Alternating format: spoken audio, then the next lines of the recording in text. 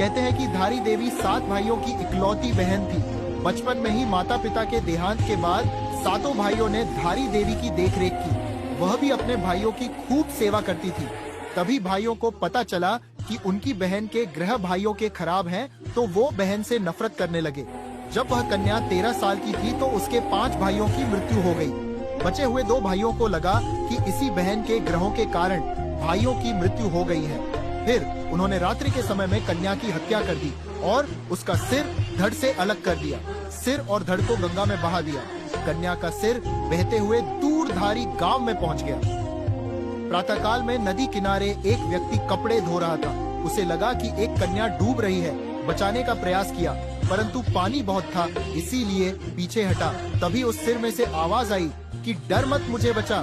तू जहाँ जहाँ पैर रखेगा वहाँ पर सीढ़ियाँ बनती जाएंगी। उस व्यक्ति ने ऐसा ही किया और सीढ़ियाँ बनती गई। जैसे ही उसने कन्या समझकर सिर को उठाया तो कटा सिर देखकर घबरा गया। फिर सिर पर से आवाज आई कि मैं देवी रूप में हूँ, तू मुझे किसी पवित्र स्थान पर पत्थर के ऊपर स्थापित कर दे। व्यक्ति ने वैसा ही किया। तब देवी ने उसे सारी बात बताई और पत्थर में परिवर्तित हो गई।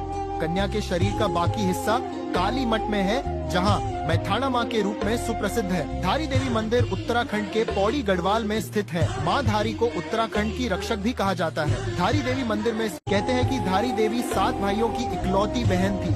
बचपन में ही माता पिता के देहांत के बाद सातों भाइयों ने धारी देवी की देखरेख की। वह भी अपने भाइयों की खूब सेवा करती थी।